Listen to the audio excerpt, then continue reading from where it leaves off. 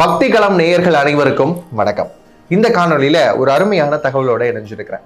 நம்ம உடல் அப்படிங்கிற விஷயம் இந்த பிரபஞ்சத்தோட நம்மை தொடர்பு படுத்தக்கூடியதா நம்ம பார்க்குறோம். சுவர் இருந்தாதான் சித்திரம் வரைய முடியும் அப்படிங்கிற விஷயமும் நமக்கு தெரியும். வானத்தில் ஏற்படக்கூடிய கிரக மாற்றங்கள், செலஸ்டியல் டிரான்சிஷன் எப்படி நம்முடைய உடலை பாதிக்குது அப்படிங்கிற விஷயத்தை நீங்க தெரிஞ்சுக்கிட்டா மட்டும்தான் நம்ம இந்த உலகியல் நடப்புல உடலோடு பயணிக்கக்கூடிய காலத்துல இந்த Jupiter, certain, Rahu, Ketu etcetera எல்லா பிளானட்ஸோடைய டிரான்சிஷனும் எப்படி நம்மை உடலியல் அளவில் பாதிக்குது, இல்லை அதை எப்படி இன்ஃப்ளூயன்ஸ் பண்ணுது அப்படிங்கிற விஷயத்தை தெரிஞ்சுக்கிறப்ப தான் நம்ம அதுக்கேற்ற மாதிரியான ஆக்டிவாக நம்ம சில விஷயங்களை செய்ய முடியும். அந்த வகையில் பார்க்குறப்ப ஃபஸ்ட்டு விஷயம், நம்ம உடலில் ஒரு பயாலஜிக்கல் கிளாக் இருக்குங்க. எப்படி நம்ம வீட்டில் எல்லாத்துக்கும் கிளாக் வச்சுருக்கோமோ அது மாதிரி நம்ம உடலுக்குள்ளேயும் அவங்கவுங்களுக்கு ஒரு கிளாக் இருக்குது. இது எல்லாருக்குமே தெரியும். இதுக்கு சர்காடியல் ரிதம் அப்படின்னு சொல்லுவாங்க. திடீர்னு நம்ம ஒரு 3 மணிக்கு எந்திரிக்கணும், நாளைக்கு கிளம்பணும் அப்படின்னு நினைச்சிட்டே தூங்கணும் அப்படின்னா அடுத்த கரெக்டாக 3 மணிக்கு முழிப்பு வரும். இதுக்கு பேர் தான் அந்த பயாலஜிக்கல் கிளாக் அப்படின்னு சொல்றது. இந்த பயாலஜிக்கல் கிளாக் வானத்தில் ஏற்படக்கூடிய கிரக மாற்றங்கள்னால மாறுமா அப்படின்னு கேட்டால் கண்டிப்பாக மாறும் அப்படின்னு சொல்றாங்க. நம்முடைய சொந்த ஜாதகத்துல சூரியன் மற்றும் சந்திரன் எந்த இடத்துல இருக்கிறாங்களோ அதை பொறுத்து நம்மளுடைய சர்காடியல் ரித்தம் மாறும் அப்படின்னு சொல்றாங்க. இப்போ ஒருத்தருக்கு 8ல் சூரியன் இருக்கு அப்படின்னு வச்சோம்னா அவங்க இயல்பாகவே கொஞ்சம் மந்தத்தன்மையோடு இருப்பாங்க அப்படிங்கிறதெல்லாம் அவங்களுடைய சர்காடியல் ரிதம் பேஸ் பண்ணி நம்ம பார்க்கக்கூடிய விஷயமா இருக்கு. அதே மாதிரி சந்திரன் ராகு கேதுவோட இருந்தாலும் சரி, இல்லை நீஷமா இருந்தாலும் சரி, இந்த மாதிரியான விஷயங்கள்லாம் பார்க்குறப்ப அவங்களுடைய எமோஷனல் ஸ்டெபிலிட்டி வீக் ஆகிற இந்த விஷயத்த எல்லாமே பார்க்குறோம். அப்படி பார்க்குறப்ப சூரியன் காலையில் வரப்ப அந்த சன்லைட்டில் இருக்கக்கூடிய வேவ் லென்த் சொல்கிறோம் இல்லையா, அலை நீளம், அந்த அலை நீளம் அப்படிங்கிறது எப்படி இருக்கும் அப்படின்னு பார்த்தீங்கன்னா காலையில் வரப்ப ப்ளூ லைட்டில் வருவார். இப்போ இந்த ப்ளூ லைட் என்ன பண்ணுமா, பிரெயினில் இருக்கக்கூடிய விஷயத்த கொஞ்சம் ஸ்டிமுலேட் பண்ணும் அப்படின்னு சொல்கிறாங்க. இந்த சர்காடியல் ரிதமுக்கு எது ரொம்ப முக்கியமான விஷயம் அப்படின்னு பார்த்தீங்கன்னா பிரெயினில் ஹைப்போதலாமஸ் அப்படின்னு ஒரு ரீஜியன் இருக்கு. அந்த ஹைப்போதலாமஸ்ல SCN அப்படின்னு ஒரு பகுதி இருக்கு. இந்த SCN பகுதி தான் நம்முடைய சர்காடியல் ரிதம் எப்படி இயங்கணும் அப்படிங்கிற விஷயத்தையும் பயோ கிளாக் எப்படி இருக்கணும் அப்படிங்கிறதையும் ரொம்ப அழகா சொல்லக்கூடிய ஒரு விஷயம். அதை டிட்டர்மைன் பண்ணக்கூடிய ஒரு ஃபேக்டர்னு வச்சுக்கிறோமே. இந்த ஃபேக்டரை இன்னும் என்ஹான்ஸ் பண்ணி கொடுக்கறது எது அப்படின்னு பார்த்தீங்கன்னா கார்டிசால் அப்படின்னு சொல்லக்கூடிய ஹார்மோன். இந்த ஹார்மோன் எப்போ சுரக்குது அப்படின்னு பார்த்தீங்கன்னா அதிகாலை நேரத்தில் சன்ரைஸ் இருக்கக்கூடிய அந்த தன்மையில தான் சுரக்குது அப்படின்னு சொல்றாங்க. அதனால தான் பார்த்தீங்கன்னா அந்த ப்ரேயர் ஏதாவது பண்ணாலும் சரி, மேனிஃபெஸ்டேஷன் பண்ணாலும் சரி, காலையில் பண்ணுங்கன்னு சொல்றதுக்கான ரீசன் என்னன்னா இந்த சோலாரில் இருக்கக்கூடிய ப்ளூ கலரில் இருக்கக்கூடிய அந்த வேவ் லென்த் அதிகமாக இருக்கிறதுனால உங்களுடைய மூளையில் கார்டிசால் அப்படிங்கிற ஹார்மோனை சுரக்கிறதுக்கு ரொம்ப அதிகமாக ஹெல்ப் பண்ணுது. அந்த டைம்ல ப்ரேயர் பண்ணுங்க, அந்த நேரத்தில் ஏதாவது வாழ்க்கைக்கு தேவையான முயற்சிகள் பண்ணுங்க, அந்த நேரத்தில் முக்கியமான டிசிஷன்ஸ் எடுங்க அப்படின்னு சொல்றதுக்கான ரீசன் அதுதான். அது போக போக குறையுமா.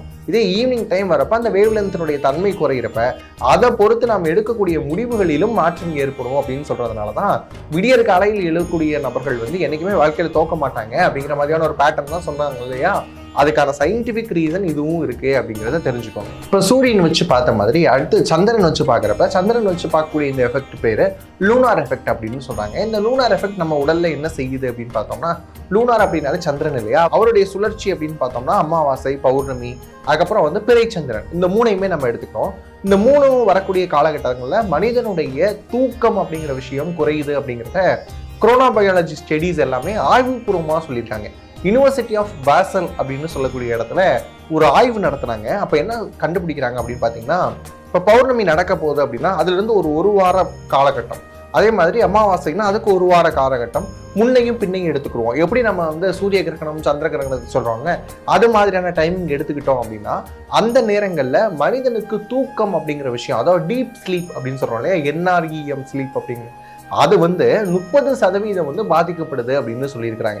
இதை பார்க்குறப்ப என்ன நடக்கும் அப்படின்னு பார்த்தோம்னா இந்த ஸ்லீப் பாதிக்கப்பட்ட என்ன ஆகும், மெமரியும் நமக்கு குறைய ஆரம்பிக்கும். ஏன்னா தூக்கம் அப்படிங்கிற விஷயம் மனிதனுக்கு ரொம்ப அடிப்படையான ஒரு விஷயம். அது பௌர்ணமி, அமாவாசை நாட்கள்ல குறைகிறது ஆழமான தூக்கம் அப்படிங்கிறத அறிவியல் பூர்வமாகவே நிறைய ஆய்வுகள் சொல்லியிருக்கிறப்ப இல்லை மெலட்டனின் அப்படின்னு சொல்லக்கூடிய ஒரு ஹார்மோன் இருக்கும், அது சுரக்கிறதும் கம்மியாகும் அப்படின்னு சொல்றாங்க. எப்ப பௌர்ணமி, அமாவாசை இந்த மாதிரியான விஷயங்கள்ல அப்படி பார்க்கப்ப மெலட்டனின் சுரக்கிறது கம்மியாச்சு அப்படின்னா தூக்கம் தன்னால கம்மியாகும். அப்ப என்ன பண்ணணும் அப்படின்னா நிறைய விஷயங்களை சிந்திக்காம ஓவர் திங்க் பண்ணாம பௌர்ணமி, அமாவாசை நாட்கள்ல ரொம்ப இயல்பா இருந்துட்டீங்கனாலே சூப்பரா இருக்கும். பூமி இந்த சூரியனை சுத்தி வரப்ப நமக்கு நிறைய விஷயங்கள் நடக்கும். நம்ம உத்தராயணம், தட்சிணாயணம் அப்படின்னு பிரிக்கிறோம்.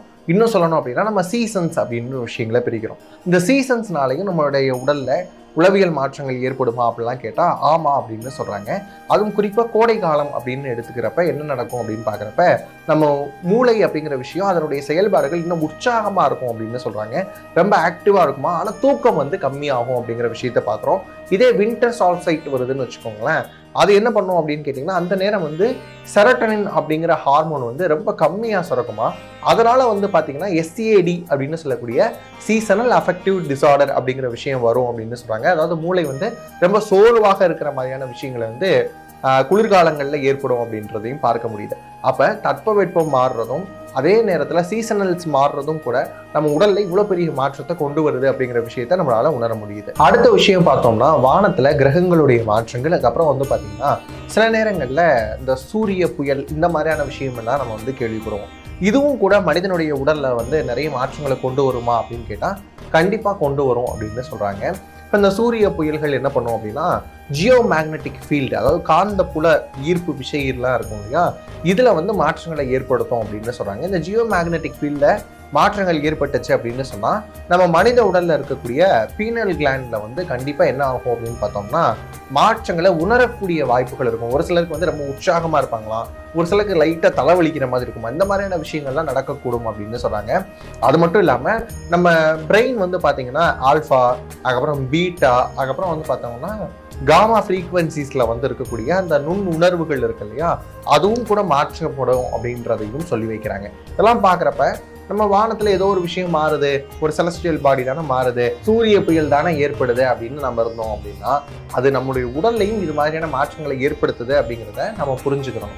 இது வரைக்கும் பார்த்ததுலேயே நான் உங்களுக்கு என்ன சொல்லியிருப்பேன் அப்படின்னா சன்னுடைய வேவ்லென்த் பொறுத்து நமக்கு வந்து நிறைய விஷயங்கள் மாற்றப்படுது, அதனால சீக்கிரமாக எந்திரிங்க அப்படின்னு சொல்லியிருப்போம். வின்டரில் நிறைய விஷயங்களை ஸ்ட்ரெஸ் பண்ணிக்காதீங்க, பௌர்ணமி நாட்களில் நிறைய விஷயங்கள் குழப்பிக்காதீங்க. இது எல்லாமே பார்க்குறது எதுக்கு அப்படின்னு பார்த்தோம்னா நம்ம உடல் அப்படிங்கிற விஷயத்தில் என்னென்னலாம் இருக்கோ இதே எலமெண்ட்ஸ் தான் இந்த பிரபஞ்சத்துலேயும் இருக்குது. இந்த ரெண்டையும் ஈஸியாக கனெக்ட் பண்ணிக்கிட்டோம் அப்படின்னு சொன்னால் பயோ ஹேக்கிங், நம்மளுடைய உடலை நமக்கு ஏற்ற மாதிரி ஒரு பயோ ஹேக்கிங்குள்ள கொண்டு போகிறோம். இன்னும் சொல்லணும் அப்படின்னா இது ஒரு ஜென்ரலான விஷயம்.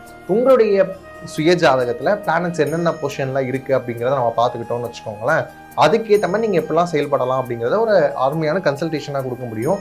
உங்களுக்கு கன்சல்டேஷன் வேணும் அப்படின்னு சொன்னால் கீழே தெரியக்கூடிய நம்பருக்கு DM பண்ணுங்கள்.